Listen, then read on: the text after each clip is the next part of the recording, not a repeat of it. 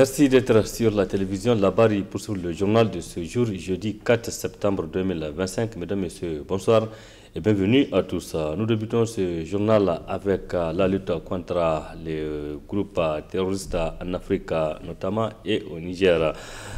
Pendant la session de l'Union africaine tenue récemment au Nigeria, le ministre de la Défense du Nigeria a invité les défenses, notamment des différentes armées des différents pays du continent, d'utiliser la technologie pour lutter contre les groupes terroristes, ce qui n'a pas laissé indifférent l'activiste nigérien Bana Ibrahim, pour qui l'intelligence artificielle est de nos jours indispensable dans cette lutte. On l'écoute.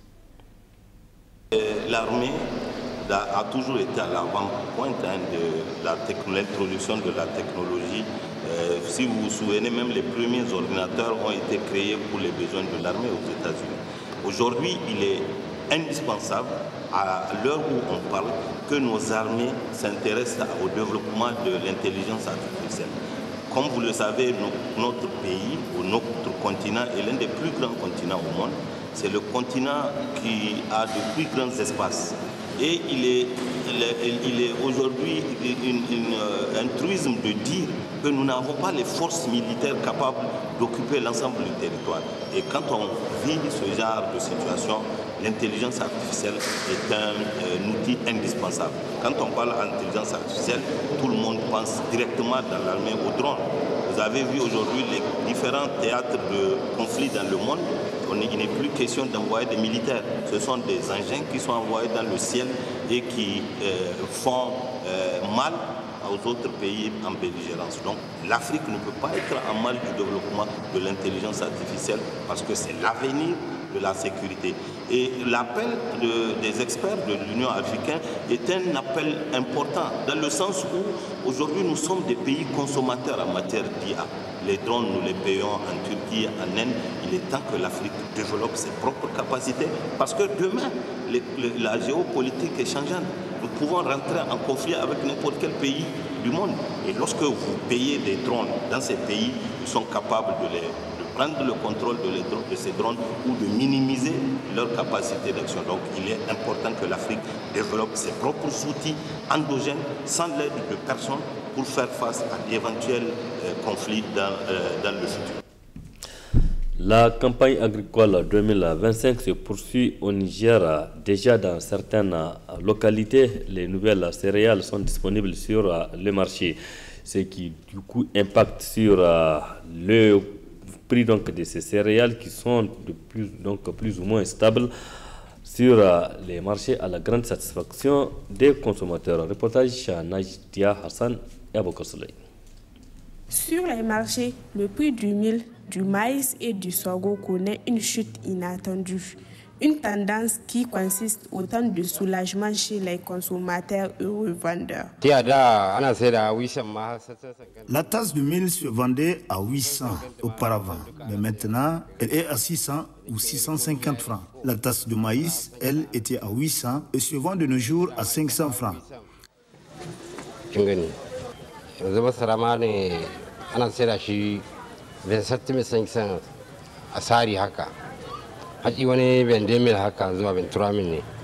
Avant, le sac de maïs était jusqu'à 45 000. Aujourd'hui, il se vend à 27 000.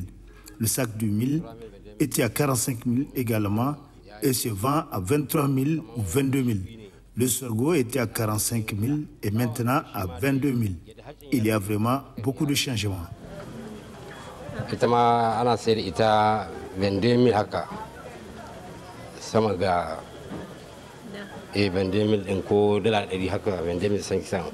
Le sourire aux lèvres avec la baisse récente des prix des céréales, les ménages voient leur budget allégé et certains consommateurs n'hésitent pas à remercier l'État pour cette décision salutaire.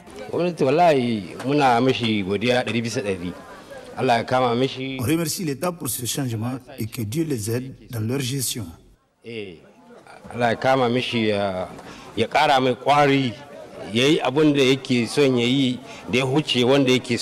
Pour les familles, cette diminution des prix est un véritable soulagement. Reste à espérer que cette tendance se maintienne et allège durablement le quotidien des ménages.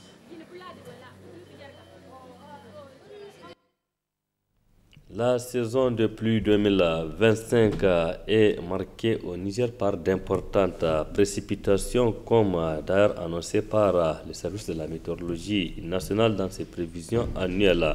Des fortes pluies qui ont malheureusement causé des dégâts matériels et humains énormes dans plusieurs régions du Niger. En cette circonstance, l'acteur de la société civile, El Haïsalus Amadou, appelle à un élan de solidarité et d'entraide à l'endroit des victimes. C'est le retour de la sincère de cette population qui avait mis en fait sa vie pour défendre aujourd'hui la nation.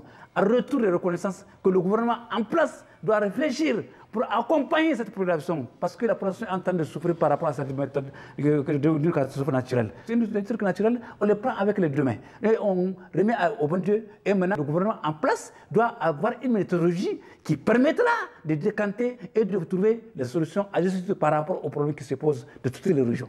Aujourd'hui, il faut qu'on arrive à mettre en place un cri de cœur qui permettra aujourd'hui, ça veut dire que de bonne volonté qui va venir au secours de la population. Même si par ailleurs, le Fonds de la Sécurité est en train de le faire, mais néanmoins, il faut avoir une autre vision qui permettra d'avoir, en fait, qu'on nous faire entre nous pour s'entraider. C'est dans ce cadre, avant même que ce soit, en fait, on dit avec l'élément Guidounia qui permettra d'atteindre ses voisins. Ça serait une bonne chose si on cultive cette façon, cette méthode de partage, cette façon de voir partager les problèmes et d'avoir la résolution des problèmes ajustés aux problèmes posés d'une manière naturelle. Rendons-nous à présent dans le département de Saï, c'est dans la région de Tilaberi. Là-bas aussi, c'est pour nous intéresser à la saison de pluie, notamment avec la montée des eaux du fleuve Niger. Pour traverser donc d'une rive à une autre, les riverains utilisent les pirogues, ce qui du coup rapporte des ressources aux piroguiers. Reportage signé Ismaël Moumouni et Saldoumi.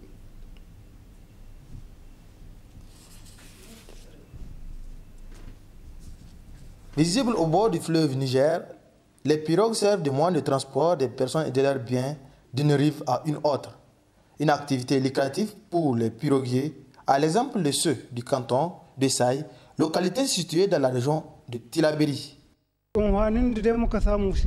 Grâce à ces pirogues, on arrive à subvenir à nos besoins jusqu'à épauler les autres. Néanmoins, on a besoin des grandes pirogues car avec les petites et la crue, c'est difficile. Vendredi jour de marché de Saï, la navigation est dense. Les habitants des villages environnants qui ont des débouchés sur le fleuve utilisent les pirogues pour accéder à la cité d'Alpha Maman Diobbo.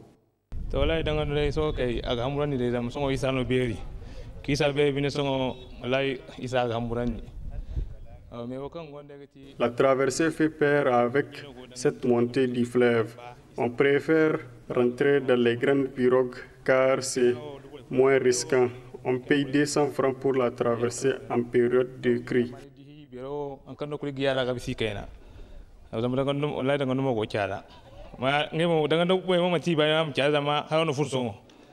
La pirogue demeure le seul moyen pour traverser ce cours d'eau dans cette localité dont le niveau des eaux est élevé.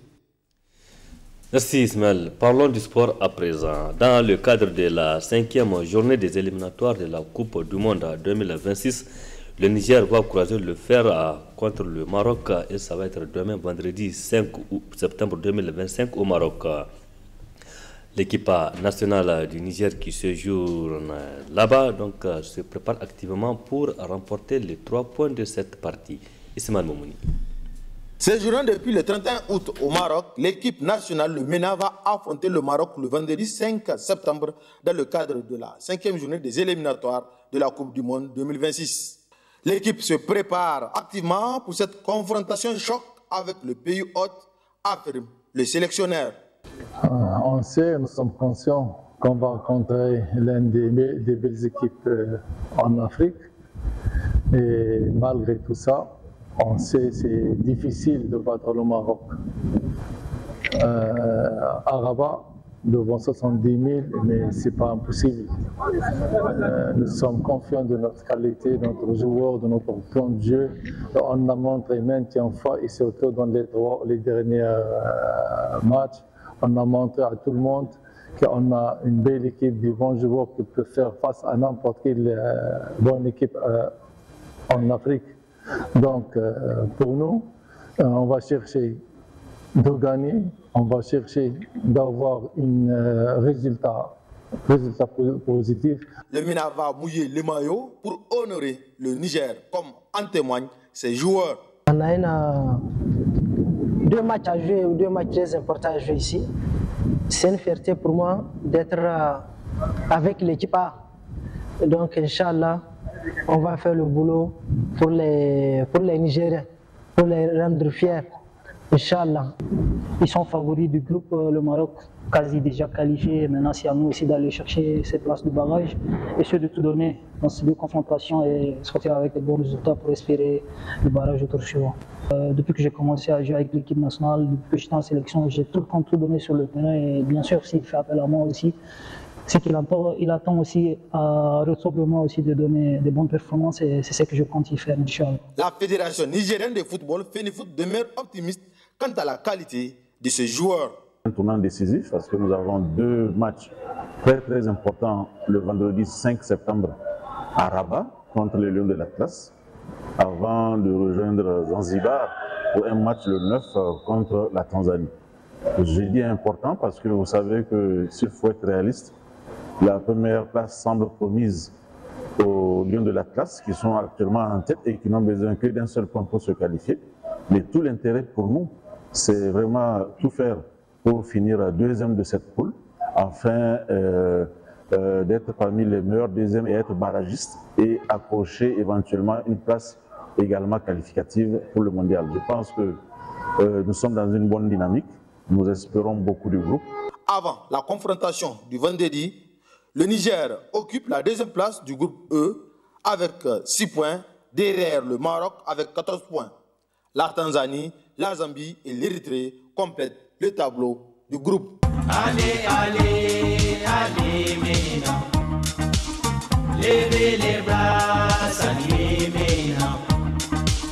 Criez plus haut les grands MENA. Donc bonne chance au 11 national qui se trouve au Maroc, le MENA.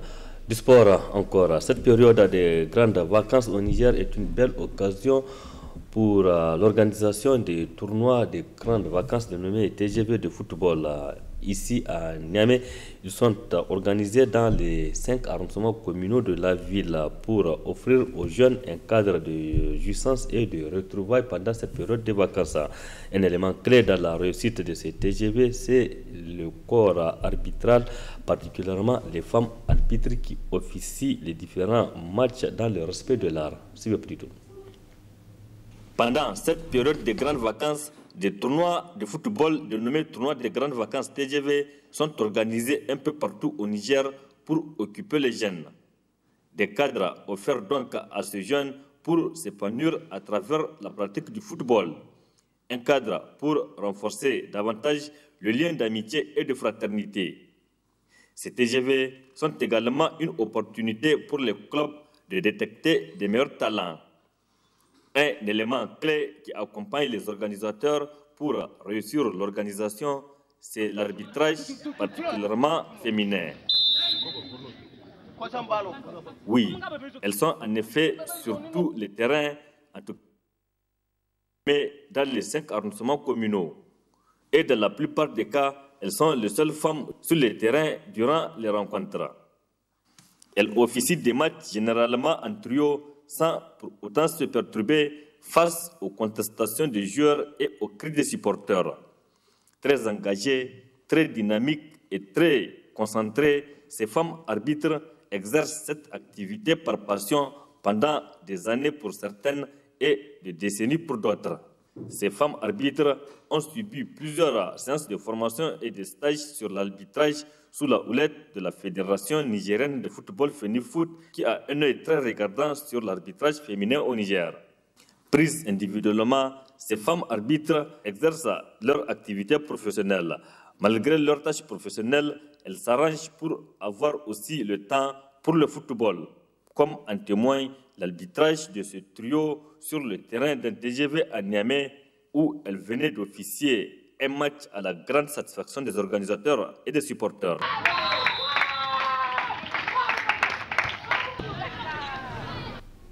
Courage donc à ces femmes arbitres. Point final de cette édition. Merci à vous de l'avoir suivi. Restez en compagnie du programme de la télévision Labari. Excellente nuit à toutes et à tous. Bonsoir. Moi,